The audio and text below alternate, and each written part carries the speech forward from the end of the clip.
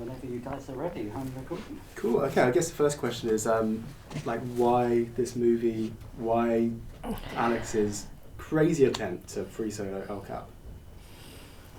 We were always interested in Alex as a character. There's a story that Alex began free soloing because it was scarier to speak to another person and ask them to be his partner than to go out by himself. And that, I think, always moved both of us. And this idea that you can work through your fears. Like, he found vegetables were intimidating. He taught himself how to eat vegetables. He was scared of hugging. He learned how to hug. And ultimately could move through his fear to the point that he could free solo El Cap. What's he like to work with? Because you were following for 2 to 3 years. Some pretty intimate moments as well, where you're kind of, he's just waking up and having food, or he's having intimate moments with his girlfriend Sunny. What was it like working with him for that amount of time? Okay. Yeah, I think Alex is good at committing.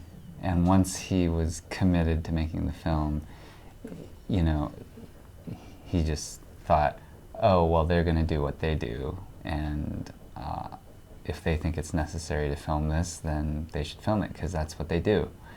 And so in that way, he was pretty matter-of-fact and pretty open to filming in a way that you wouldn't necessarily expect from a character like Alex. So that was very helpful to be able to have that access. And he's dependable that way. I kind of like the fact that it's a movie about Alex, but it's also a movie about how other people in his life kind of deal with Alex, like how, I guess, normal people like us, in a way, kind of, respond to someone like Alex. Is that something that you set out to do in the first place? Well, it was important to be able to see Alex interact with people, because I feel like those are the moments where he reveals himself. So yes, the challenge was that this was a secret. We couldn't tell anybody that this was happening, so the only opportunities for Alex to interact with other people would be with his girlfriend or with our crew. So that became a very important part of the story. When he starts going out with Sammy, he's got there's a couple of lines that he says where he's kind of like, she's probably going to go the way of other girlfriends and it's not really going to work out. Obviously there's loads of stuff that you must have loads of material of him kind of saying these kind of things. Was he at all kind of reticent about any of this going on film, or was he completely okay with it? As Jimmy said, he was very committed, and he trusted us that we wanted to ask for the moments, or to ask for access to the moments that we thought were important.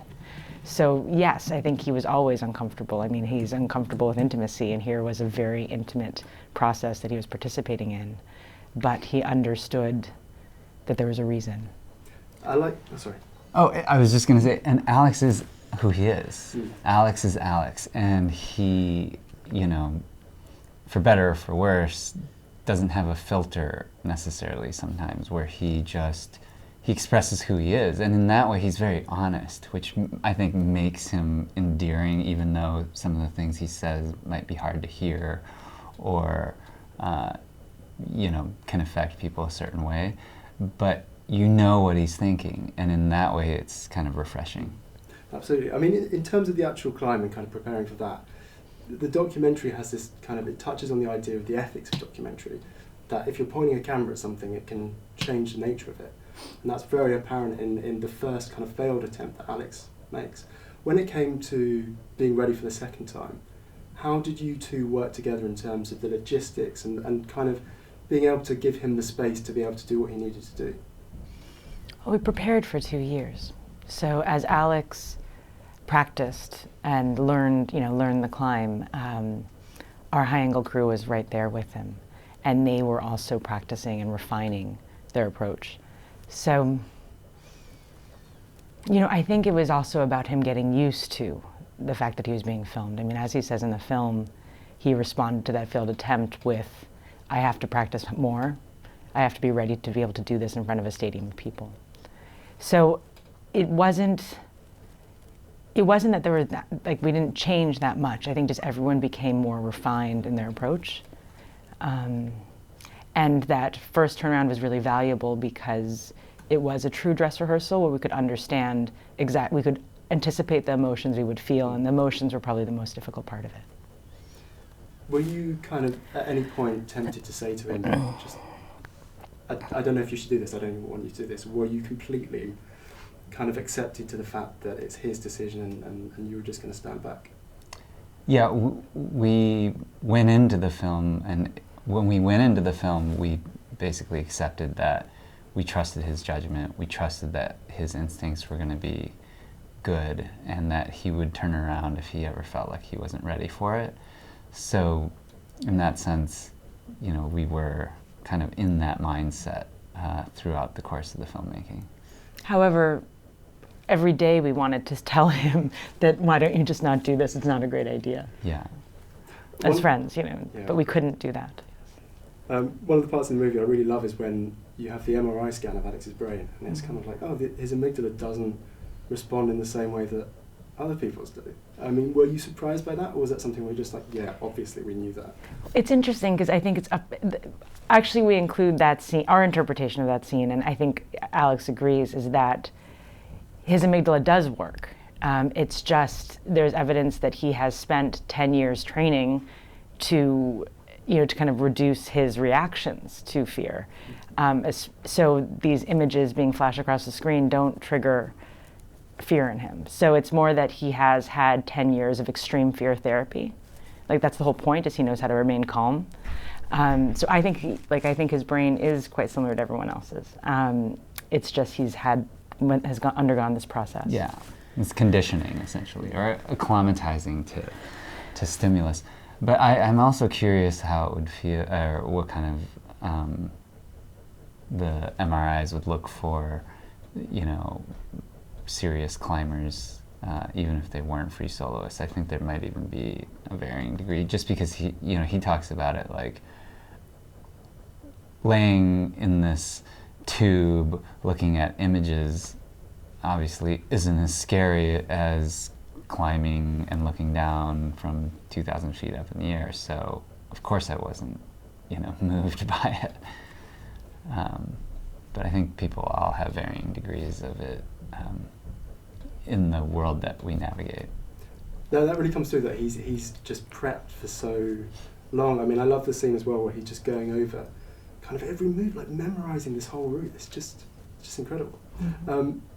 Did you have a contingency plan as to what would happen if he did seriously injure himself, or he did even die? I mean, were you going to go ahead with the film if that happened, or would that have been a complete kind of shutdown of the movie?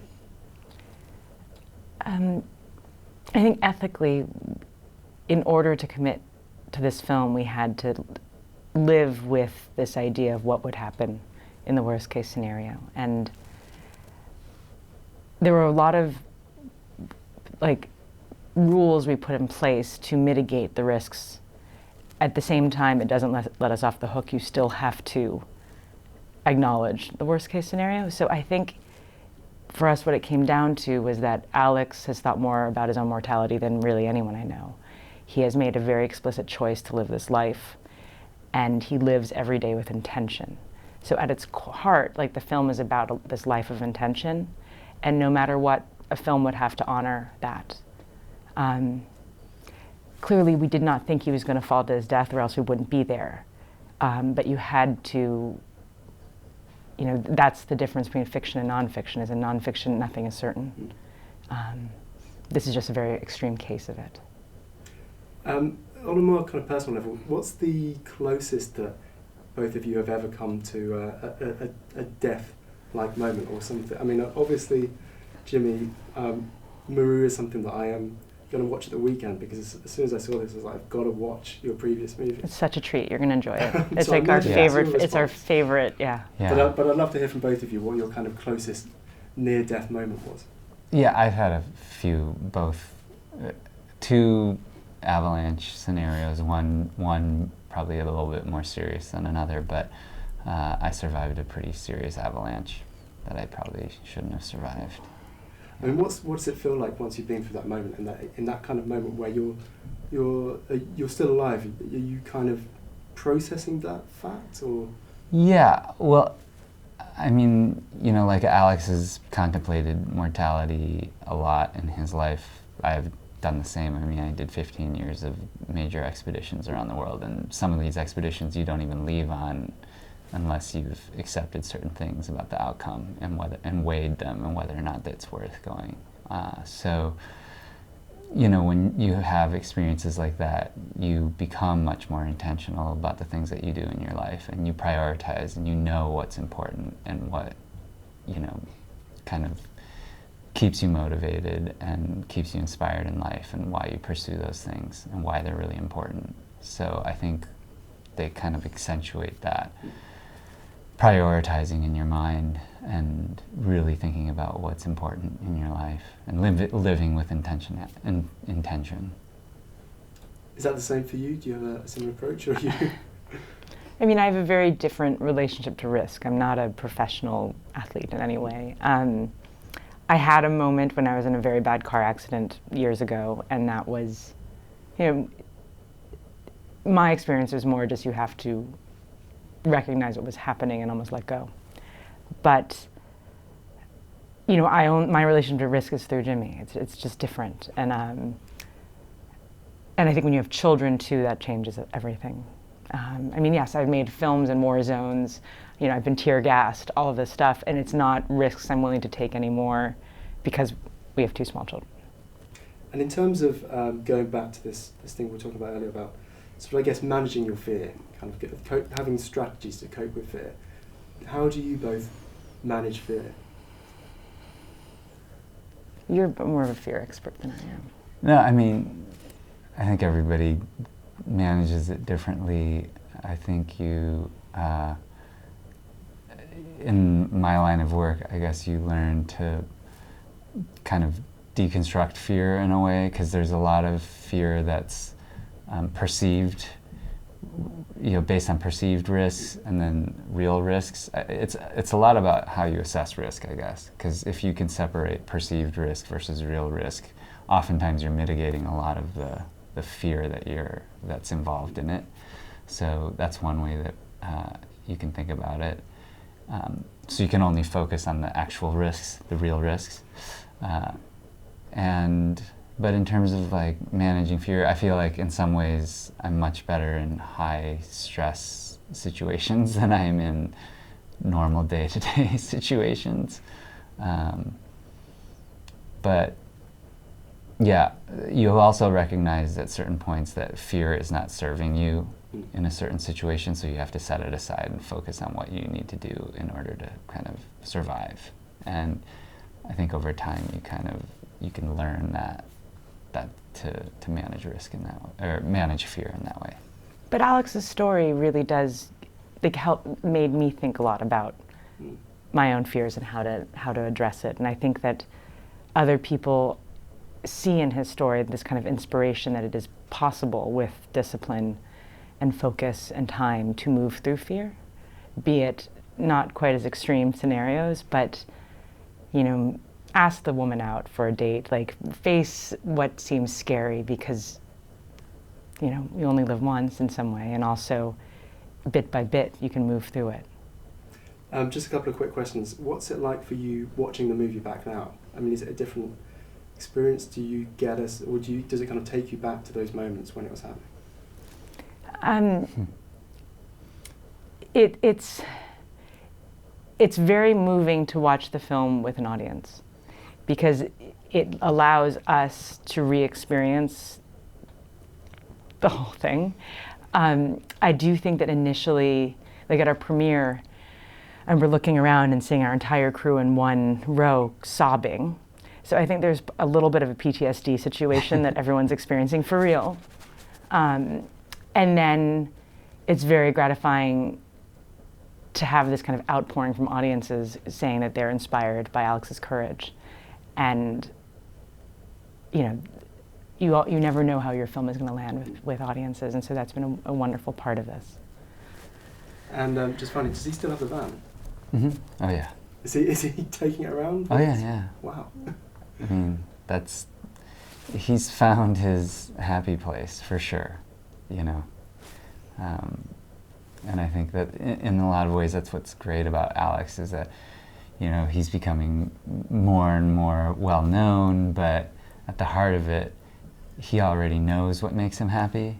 And so it doesn't affect him very much, because he's like, well, this, you know, the notoriety or the fame is this thing that's out there, but I'm already really happy and have what I want. And if I can live in my van and keep climbing, then I'm totally happy. Great, that's it. Thank you so much. Yeah. I'm recording, so whenever you're ready to go. Great. I mean, I guess the first question is how long was this a dream for you, and when did it become like a real obsession? Because one of the cool things about the movie is at the end you're like, God, I've done it and I feel fulfilled, and it's done. You know. So I've been thinking about. I mean, I guess I've been dreaming about free soloing El Cap since 2009 or so. So maybe 6 years before I started putting serious work into it, and then I put maybe a year and a half of effort into it, sort of not knowing whether or not it would actually work out. You know, whether or not it was possible for me. But I figured I would try anyway. And then the last 6 months or so, I was pretty sure it was possible, and I was pretty sure I could do it. And that's when I was really focused and really dedicated to it. How did the movie originally come about? Because obviously you've been thinking about this beforehand. Were you reticent at first about having a film crew document you doing this? Well, so I've been thinking about free soloing El Cap forever. And then Jimmy and Chad, the directors, approached me about making a film. And, you know, and that's a tremendous opportunity as a professional climber. I was like, oh, that sounds great. And to me, that always meant a film about free soloing El Cap, because that was the only thing I really cared about. But yeah, it just sort of all came together at the right time, I suppose. Like, what was it like for you when they're filming some kind of the more intimate moments? There's moments between you and your girlfriend, Sunny. There's you getting up early and eating and stuff like that. Was that ever intrusive, or was there a kind of level of trust that made it okay? Yeah, I mean, of course it's intrusive when there's, you know, a camera crew and a sound guy and a director all huddled in the front of a van. I mean, when you're living in a van, it's a pretty tight space to have a bunch of people inside filming it. So of course it's intrusive to some extent. I mean, it's, you know, it's definitely a presence in your life. But that said, I trusted them to shoot what they needed to shoot, and I knew that they made great films, and, you know, they would do whatever they needed to make the film. I mean, I think in the same way they trusted me to decide about the climbing, I trusted them to do what was best for the filming.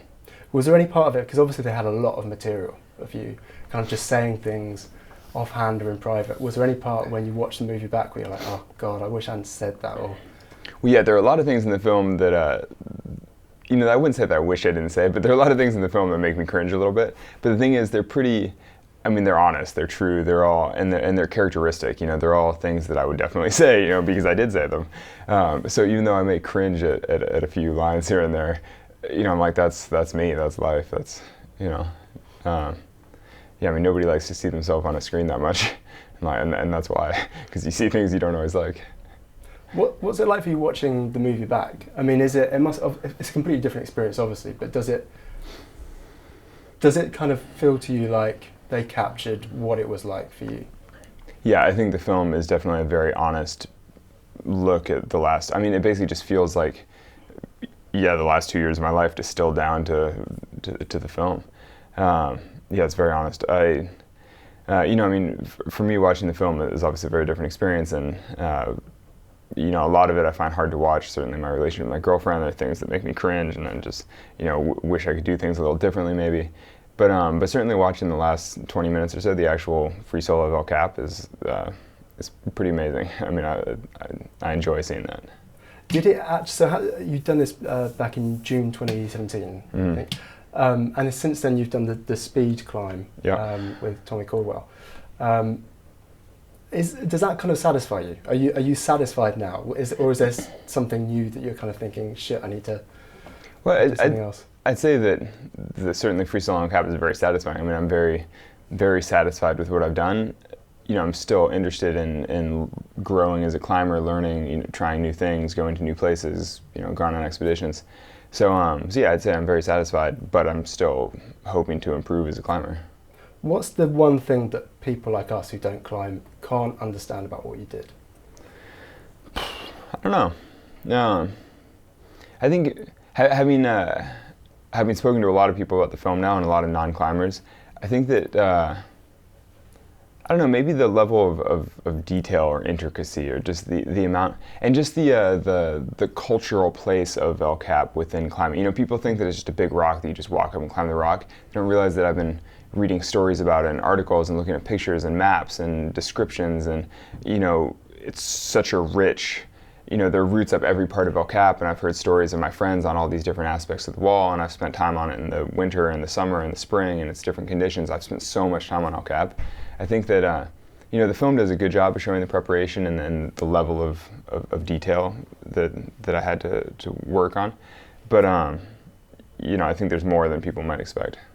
I was reading an interview, I think you'd done it just after you'd finished the climb, like literally just when you finished. And you were saying that for most of the climb you were kind of on autopilot, because you'd practiced so much and you knew so much of the route off by heart.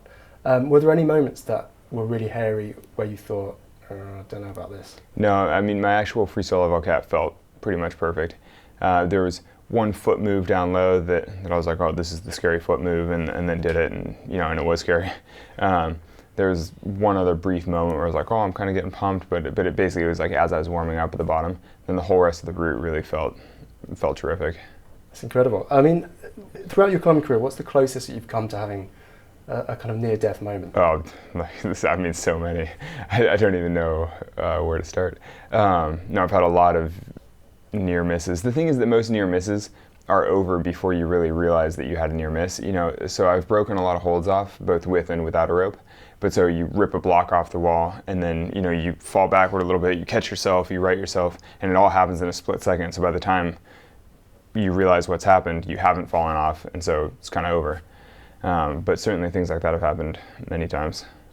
What is your approach to kind of managing fear? Because obviously one of the things we see in the movie is in 2016 you attempt to free solo El Cap for the first time, and sort of about 480 feet up you kind of go, okay, this is not right, so something doesn't feel right. But how did you manage fear kind of leading up to the next one? I mean, in some ways you could say that the failed attempt is an example that I don't manage fear that well, you know, because I got up to a certain point, I felt afraid, and so I gave up on it. You know, but I mean, I think that the best way to manage fear is to prepare to the point where it's not scary. And I mean, that's certainly the strategy that I took with free soloing El Cap wasn't so much to overcome my fear. You know, it wasn't to walk up to the base, feel super afraid, but do it anyway. The point was to prepare to the point where it just wasn't scary, where I could look at it and think, well, that seems nice, like you know, like that'll be fun, and then climb it without being too afraid. You know, obviously there's still some nerves and fear involved, but for the most part, you know, it just wasn't that scary by the end. Is there something that still scares you, where you kind of think, I'm too scared to attempt to do this, or?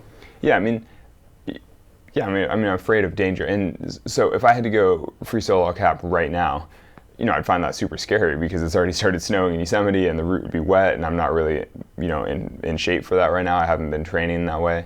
You know, I'd be like, this is horrifying. And realistically, I probably would still be okay. I mean, it, you know, might work out, but it'd be very scary.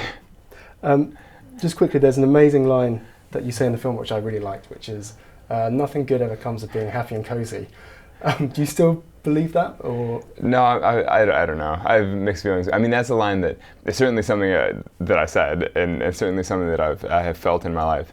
But I think in some ways the film sort of refutes that. I mean, the whole point of the film is that, you know, I was able to manage the relationship with Sonny, sort of balance my relationship, and still climb at a high level. So, you know, I mean, and, you know, obviously the film shows you can be happy and still, you know, work on your goals. Brilliant. Thank you so much, Alex. Thanks for coming to speak to us. I appreciate it.